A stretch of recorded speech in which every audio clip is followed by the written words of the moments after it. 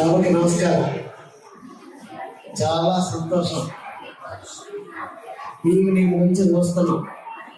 ఈ నిర్వాహకులంతా చాలా శ్రమ పడ్డారు, చాలా బాగా ఆర్గనైజ్ చేశారు. మీరు ఎన్నో సముద్రాలు దాటి ఇక్కడ దాకా వచ్చి ఎంతకాలం నుంచో జీవనోపాధి గడుపుతూ ఇంత దూరంలో ఉన్నా కూడా మన తెలుగు భాష మీద మీ మమకారం, మన కళలు, సంస్కృతిని, సాంప్రదాయాన్ని పోషించడం, దాంతో పాటు అన్న ఎన్టీ రామారావు గారు మహోన్నతమైనటువంటి వ్యక్తి, శక పురుషుడు, యుగ పురుషుడు, అవతార పురుషుడు, భగవత్ సమానుడు. ఆయన సినీ వజ్రోత్సవం సందర్భంగా మీరందరూ ఇక్కడ కలుసుకోవటం చాలా సంతోషకరమైనటువంటి విషయం. మనం జనరల్గా చరిత్ర తెలుసుకుంటూ ఉంటాం, తెలియజేస్తూ ఉంటాం, చెప్తూ ఉంటాం పిల్లలకి కానీ భావితరాలకు కానీ.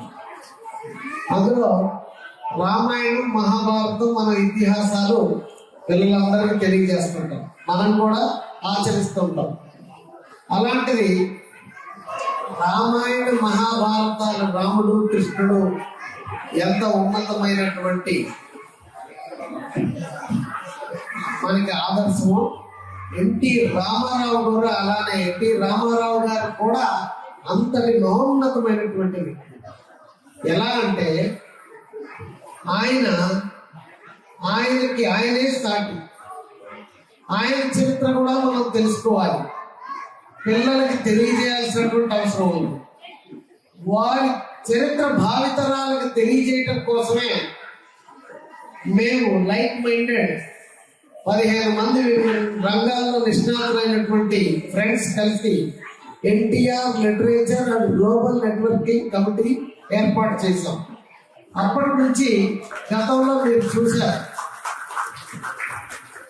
అన్నగారి శత జయంతి విజయవాడలో రజనీకాంత్ గారు, బాబు గారు, బాలయ్య గారు, అన్నగారి తొలితరం కుటుంబం అందరినీ ఆహ్వానించి అక్కడ మనం కార్యక్రమం చేశాం.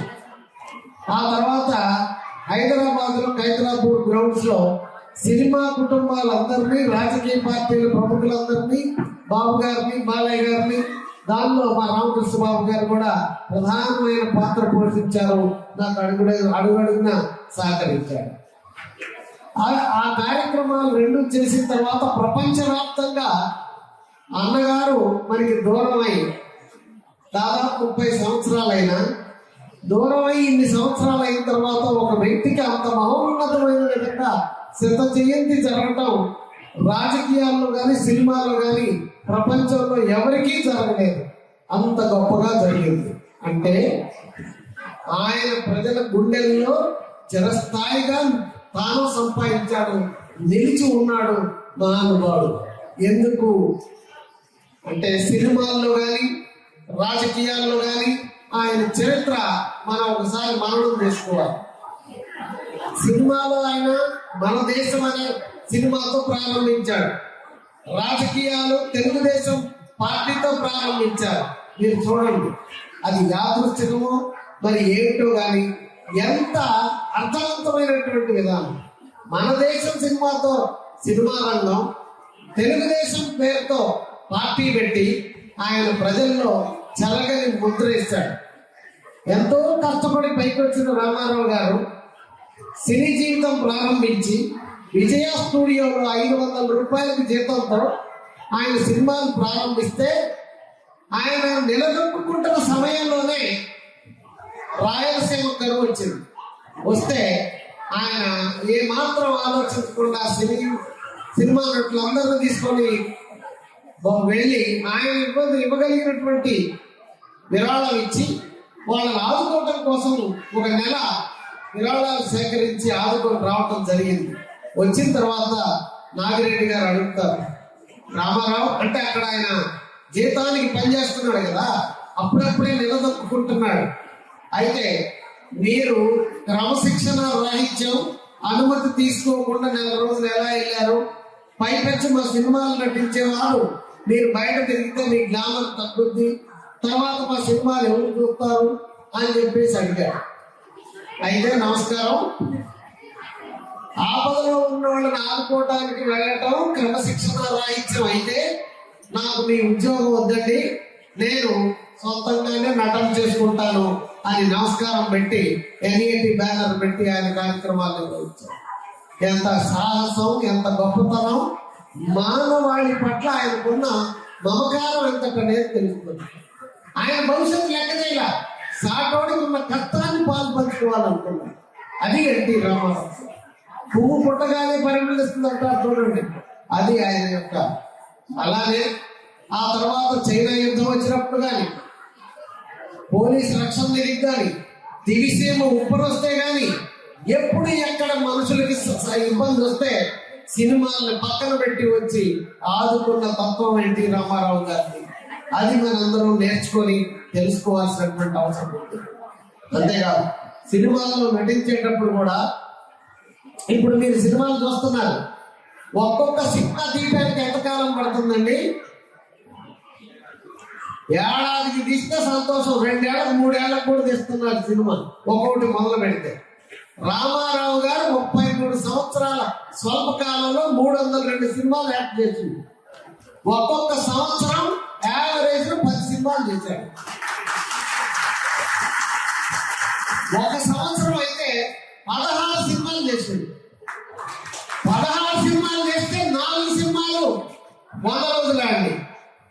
ఆడినటువంటి సినిమాల్లో చారిత్రకం ఉన్నాయి, పౌరాణికం ఉన్నాయి, జానపదం ఉన్నాయి, సాంఘికం ఉంది. 4 రంగాల్లో సినిమాలు తీస్తే 4 రంగాలు ఆడింది అంటే ఎంత గొప్ప యాక్టర్ ఆయన. ఆయన ఒక నటన చేస్తే, ఆయన నటించిన తర్వాత ఆ పాత్ర ఇప్పుడు దాకా ఒక కూలివాడు కూలి చేస్తే, ఆ కూలి పాత్ర ఆయన నటిస్తే, అరే కూలివాడు అంటే ఎక్కడే ఉంటాడు కావాలని అనిపిస్తుంది. రాముడు కృష్ణుడు పాత్ర ఆయన నటించాక అప్పుడు దాకా మనకి క్యాలెండర్లో చూసాం. ఇప్పుడు మన మనసుకి ఏం వచ్చింది? అన్నగానే కనబడుతుంటాడు. నిజంగా రాముడు వచ్చి నేనే రాముడయ్యా అంటే కాదండి, ఏనే రాముడు అనేటట్టు ఉంది. మనం అంత లీనమైపోతున్నాం పాత్రల్లో, అవకాశాలు పడతాం. అది ఎన్టీ రామారావు గారికి ఉన్నటువంటి కమిట్మెంట్, అంకితమైన భావం నటన పట్ల. అలా ఆయన చేసిన పాత్రలు మీరు గమనిస్తే ఒకే సినిమాలో 5 పాత్రలు ధరించాడు. 3 అనుకుంటాం మనం దానవేర సోమకర్ణంలో, కానీ శ్రీమద్ విరాట పర్వంలో 5 పాత్రలు ధరించాడు. కృష్ణుడు,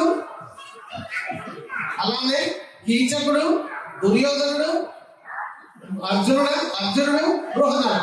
ఈ 5 పాత్రలు ధరించడమే కాకుండా దర్శకత్వం ఆయనే చేశాడు, నిర్మాణం ఆయనే చేశాడు. ఎన్ని పాత్రలు! ఇది మానవ సాధ్యం అండి. అందుకే ఆయన మానవాతీతమైనటువంటి వ్యక్తి. మరి అన్ని పాత్రలను కూడా రాణించాడు. ఏ పాత్ర చూసినా అంతే. ఒకే సినిమాలో ఇన్ని విభిన్నమైనటువంటి పాత్రలు ఉదయం సాయంత్రం చెప్పాలంటే మానవ సాధ్యమా?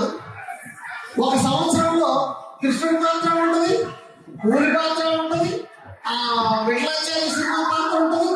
ఎన్ని ఉదయం ఒక షూటింగ్, 10 షూటింగ్, సాయంత్రం ఒక షూటింగ్, ఇట్లా చేయడం ఎవరికి సాధ్యం? అట్లా సినిమా రంగంలో ప్రపంచంలో ఎన్ని భాషలు ఉన్నాయి, అన్ని భాషల్లో ఉన్న అంతమంది సినిమా యాక్టర్ల కంటే ఎన్టీ రామారావు గారికి మేటి అని నేను తెలియజేస్తా ఉన్నాను మీ అందరికీ. Number 1 on the globe cinema రంగంలో.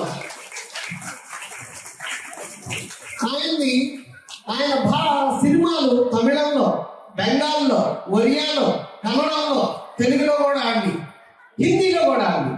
హిందీ ప్రొడ్యూసర్లు వచ్చి నేను కృష్ణుడిగా హిందీలో చెయ్యాలి అంటే ఆయన ఒప్పుకోవాలి. తెలుగులోనే ఇక్కడే ఉంటాను, ఎందుకంటే ఆయన భయం ఒకసారి హిందీకి వెళ్ళిపోతే ఇంక అటే ఉండాల్సి వస్తుంది అని ఆయన మాతృభూమి మీద మమకారంతో ఇక్కడే ఉన్నారు.